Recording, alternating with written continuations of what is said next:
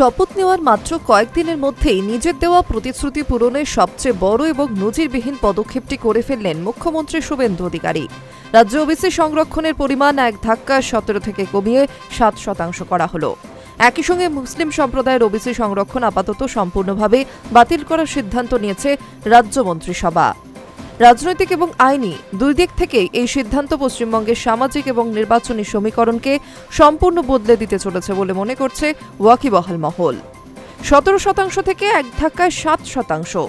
প্রশ্ন উঠছে, কেন এই সিদ্ধান্ত? বাম এবং বিশেষ করে তৃণমূল জমানায় রাজ্যে ওবিসি কোটা বাড়িয়ে 17% করা হয়েছিল।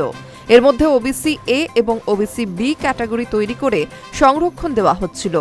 কিন্তু বাংলায় প্রথম বিজেপি সরকারের সাফ কথা হলো, এই বর্ধিত সংরক্ষণের আইনি ভিত্তি এবং সমীক্ষায় বিস্তর অসঙ্গতি ছিল। সংবিধানের মূল কাঠামো এবং সুপ্রিম কোর্টের বিভিন্ন নির্দেশিকাকে মান্যতা দিয়ে এবার পশ্চিমবঙ্গে ওবিসি সংরক্ষণের ঊর্ধ্বসীমা কমিয়ে 7% করার শিলমোহর দিল শুভেন্দু অধিকারীর ক্যাবিনেট।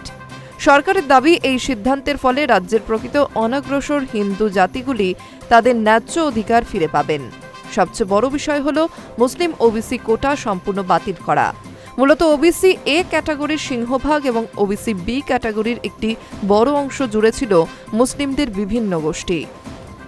কলকাতা হাইকোর্ট আগেই রাজ্যে বহু মুসলিম গোষ্ঠীকে ওবিসি তালিকাভুক্ত করার সিদ্ধান্তকে অসাংবিধানিক বলে খারিজ করেছিল। পরে বিষয়টি সুপ্রিম কোর্টেও গড়ায়। তবে বর্তমান সরকার তথা মন্ত্রিসভার পক্ষ থেকে জানানো হয়েছে, ভারতের সংবিধানের ধর্মের ভিত্তিতে কোনো সংরক্ষণের বিধান নেই।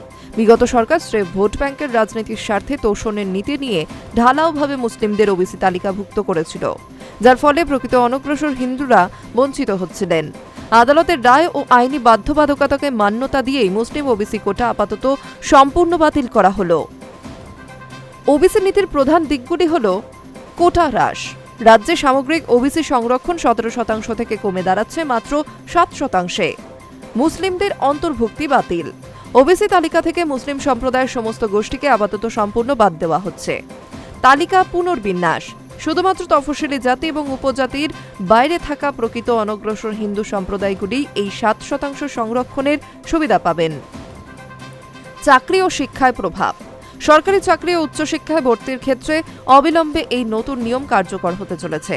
ভোটের প্রচারে নেমে বিজেপি নেতৃত্ব বারবার অভিযোগ তুলেছিল যে বাংলায় ওবিসিদের ন্যায্য অধিকার কেড়ে নিয়ে একটি নির্দিষ্ট সম্প্রদায়ের হাতে তুলে দেওয়া হয়েছে। মুখ্যমন্ত্রী হিসেবে দায়িত্ব নেওয়ার প্রথম সপ্তাহেই সেই ত্রুটি সংশোধনে হাত দিলেন শুভেন্দু অধিকারী। পর্যবেক্ষকদের মতে, এই একটি সিদ্ধান্তের মাধ্যমে শুভেন্দু অধিকারী তার কোর ভোটারদের দেওয়া অন্যতম প্রধান প্রতিশ্রুতি রক্ষা করলেন। তবে এই সিদ্ধান্তের বিরুদ্ধে বিরোধী দলগুলি আদালতের দ্বারস্থ হতে পারে বলে মনে করা হচ্ছে, যার ফলে আগামী দিনে এই নিয়ে এক মস্ত বড় আইনি লড়াইয়ের ক্ষেত্র প্রস্তুত হয়ে গেল নবান্ন বনাম কালীঘাটের। Hi news network.